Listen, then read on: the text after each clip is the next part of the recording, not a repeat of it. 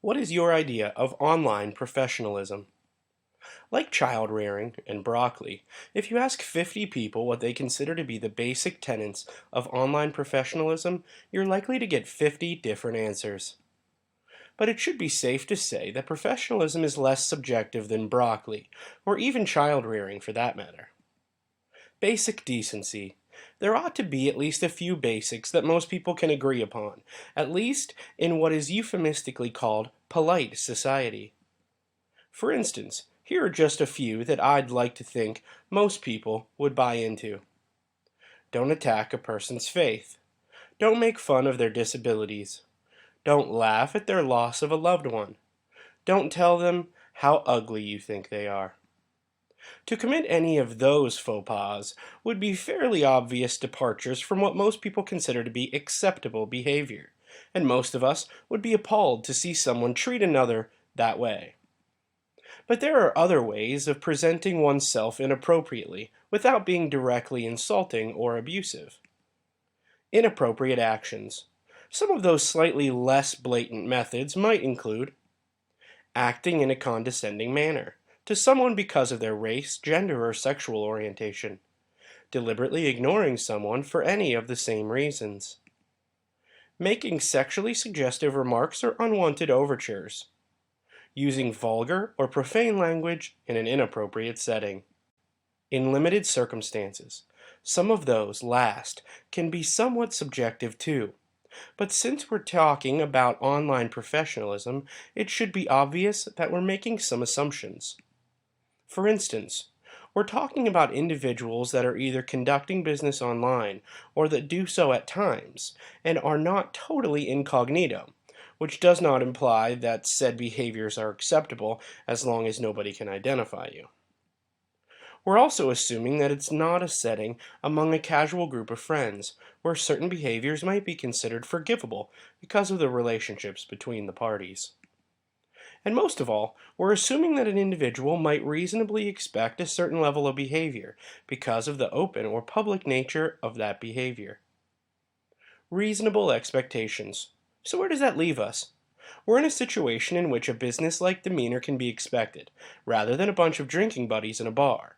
And there's absolutely no reason for anyone to expect to be on the receiving end of sexual innuendos or overtures, vulgar or profane language, insults or abusive behavior, or any form of discrimination. That could mean we're in a place of business, or possibly have business representatives calling on us, either in person or by communication. Or it could possibly mean we're in a gathering where attendees expect to conduct business of some sort.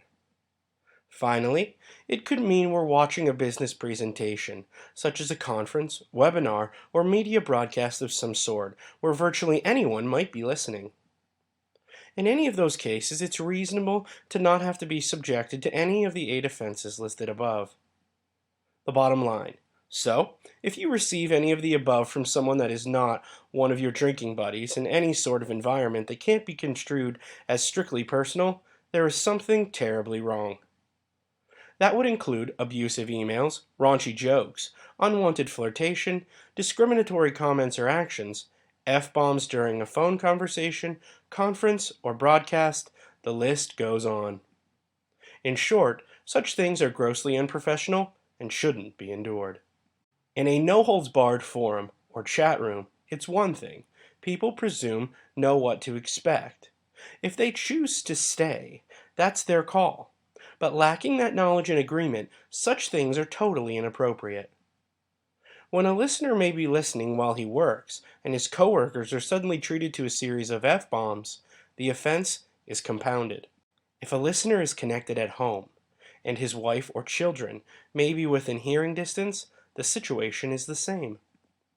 In such circumstances, any value that the broadcast might have had to offer may be lost, with the listener electing to skip that benefit rather than subject others to the language. And more importantly, any professional credibility that the broadcaster might hope for can be lost as well. A plea. Please, people, if you're sharing any sort of content with an audience, think about that audience. If you hope to be seen as a professional, then you need to act like a professional. If you can't do that, your own credibility will suffer for it, and you will find others beginning to avoid you.